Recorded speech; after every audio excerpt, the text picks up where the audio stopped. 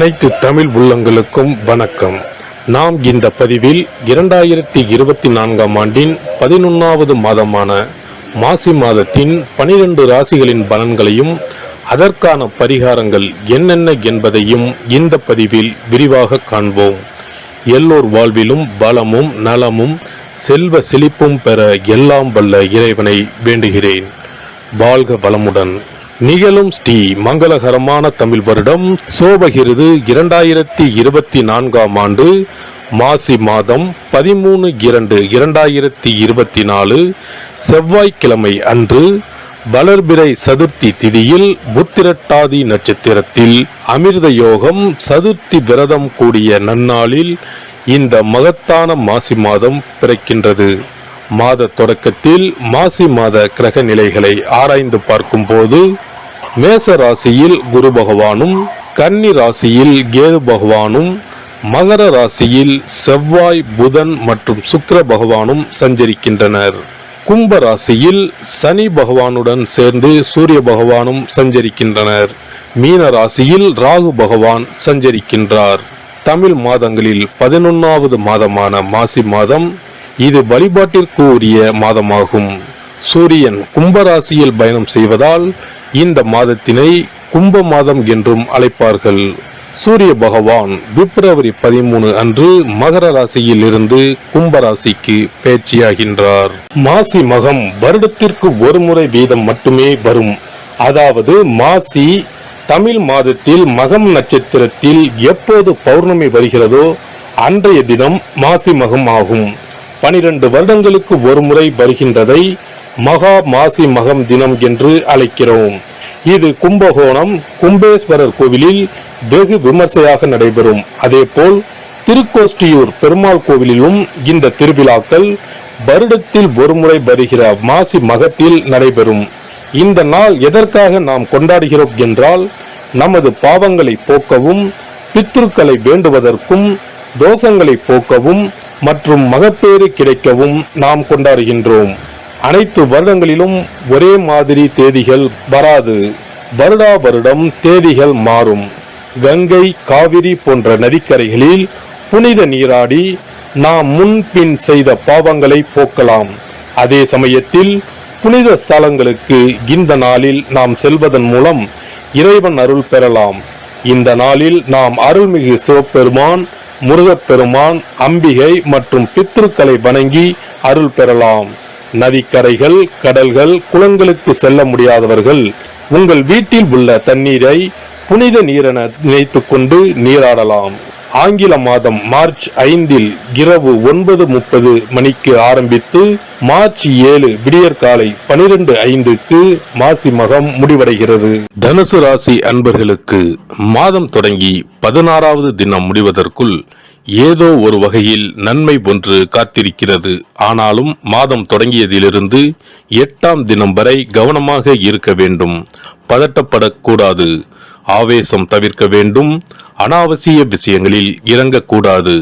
காரணம், ராசிக்கு சுகஸ்தானத்தில் அமர்ந்திருக்கிற ராகு கிரகம் சற்று ஏடாகூடமான இடைஞ்சல்களை ஏற்படுத்தலாம். இம்மாத கிரக நிலைகளில் 3 சூரியன் சனி கூட்டணி ஏற்பட்டிருப்பதால் எல்லா விஷயத்தையும் மேன்மையுடன் அடைந்து விடுவீர்கள். சூழ்ந்திருக்கிற கவலை, நெருக்கடி பிரச்சனைகள் அனைத்தும் முடிவுக்கு வரும். எதை தொட்டாலும் அதிர்ஷ்டத்துடன் நிறைவேறும். அன்றாட வருமான குறைபாடுகள் நீங்கும். சேமிப்பு உயரும். பணி, வேலை, பொறுப்பு விஷயங்களில் உயர்வு ஏற்படும். சச்சரவுகளுக்கு வேலை இல்லை. இல்லத்தாருடன் மகிழ்ச்சியும் ஒற்றுமையும் அதிகரிக்கும். வாழ்க்கை துணை அனுசரணையோடு நடந்து கொள்வார். பிரிந்திருக்கிற வாழ்க்கை துணைக்கு உங்கள் மீதுள்ள கோபதாபங்கள் தீரும். அத்தியாவசிய விஷயங்கள் உபரியாகவே பூர்த்தியாகும். பணம், காசு, தொகை வரவுகளில் நீடித்து வரும் கஷ்டங்கள் தீரும். கடன், நாணய விஷயங்களில் ஏற்பட்டு வருகிற தொல்லை, தொந்தரவுகள், நெருக்கடிகள் விலகும். உத்தியோகம், பணி, பதவி விஷயங்களில் நீடிக்கிற சச்சரவுகளுக்கு தீர்வு 2வது வாரம் கடந்த பிறகு ஏற்படும். தொழில், வியாபார, பட்ஜெட் விஷயங்கள் திட்டமிட்டபடியே நகரும். இளம் இருபாலருக்கும் திருமண சுபகாரிய ஏற்பாடு விமர்சையாகவே நடந்து முடியும்.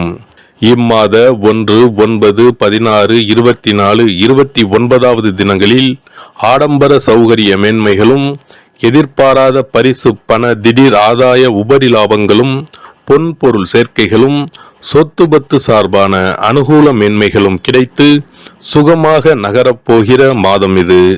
மன வாழ்க்கை வகையில் சங்கடம் தொடர்ந்தாலும் நல்ல முடிவு ஏற்படும். விருப்பப்பட்ட உயர்கல்வி அமையும். சொந்த நிலபுலன்களை மீட்டெடுத்து விட இருக்கிறீர்கள். தெரிந்த விஐபிக்களால் ஆதரவு காத்துள்ளது. வியாபாரிகளுக்கு வியாபாரத்தை அபிவிருத்தி செய்வதற்கு ஏற்ற மாதம். புதிய கிளைகளை திறப்பதற்கும் புதிய துறைகளில் முதலீடு செய்வதற்கும் தகுந்த நேரம் இது. ஏற்றுமதி இறக்குமதி துறையினருக்கு அந்நிய நாடுகளிலிருந்து புதிய ஆர்டர்கள் வர தொடங்கும். கலைஞர்களுக்கு லாபகரமான அழைப்புகள் வரும். புகழ் ஓங்கும். வருமானமும் உயரும். ஒரு சிலருக்கு வெளிநாடு சென்று வரும் சாத்தியக்கூறும் உள்ளதை கிரக நிலைகள் தெளிவாகவும் உறுதியாகவும் எடுத்து காட்டுகின்றன. அரசியல்வாதிகளுக்கு உங்கள் அரசியல் வாழ்க்கையில் இந்த மாசி மாதம் மிக முக்கியமான ஓர் கட்டம் என்பதை அனுபவத்தில் காண முடியும்.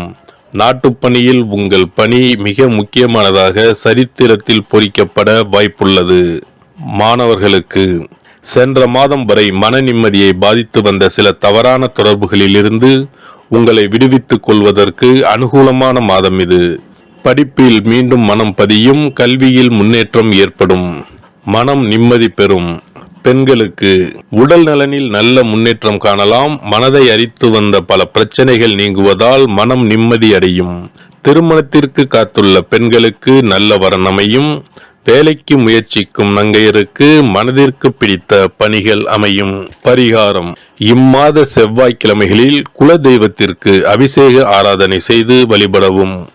சிறப்பு பரிகாரங்கள்: வருமானத்தை பெருக்குவதற்கு வருமானம் வந்ததும் அல்லது சம்பளம் வாங்கியதும் அந்த தொகையில் 1% தொகையை தனியாக எடுத்து வைத்து விடுங்கள். அந்த பணத்தில் பாலால் செய்த இனிப்பு வகைகள் வாயில் போட்டாலே தித்திப்புடன் எளிதில் கரைந்து வாயிற்குள் போய்விடக்கூடிய இனிப்பு வகைகளை வாங்கி ஆதரவற்றோர், சாலையோர பணியாளர்கள், தூய்மை பணி செய்வோர், ஆதரவற்ற நிலையில் வறுமையில் வாடும் குழந்தைகள் மற்றும் தொழிலாளர்களுக்கு கொடுங்கள். மகிழ்ச்சியுடன் உங்கள் கைகளால் இனிப்புகளை கொடுங்கள். இப்படி செய்வதால் சனி சுக்கிர யோகம் உண்டாகும். இதனால் வருமானம் பெருகுவதுடன் கையில் பணம் சேர்ந்து கொண்டே இருக்கும். வருமானத்திற்கு தடையோ பஞ்சமோ வராது. ஏதாவது ஒரு வகையில் பணம் வந்து கொண்டே இருக்கும். இது தவிர மாத சம்பளம் வாங்கியதும் அல்லது கைக்கு வருமானம் வரும்போது ஒவ்வொரு மாதமும் முதல் செலவாக வீட்டிற்கு கல்லுப்பு, ஊறுகாய் போன்றவற்றை வாங்கி வைக்கவும். கல்லுப்பு, ஊறுகாய் போன்றவை மகாலட்சுமிக்கு மிகவும் விருப்பமான ஒன்று. இந்த பொருட்கள் வீட்டில் இருந்தால் மகாலட்சுமியின் அருள் வீட்டில் இருந்து கொண்டே இருக்கும். எந்த காரணத்திற்காகவும் இந்த பொருட்களை தானமாகவோ கடனாகவோ கொடுக்க கூடாது. தினமும் வீட்டை சுத்தம் செய்து அதிகாலையில் நீராடி வீட்டில் உள்ள மகாலட்சுமியின் படத்திற்கு முன் அமர்ந்து ஓம் யம் ஓம் அங் சிவாய நம, சவ்வும் நம சிவாய நம, ஸ்ரீயும் நம சிவாய நம, அங் உங் வங் சிவாய நம என்ற மந்திரத்தை சொல்ல வேண்டும்.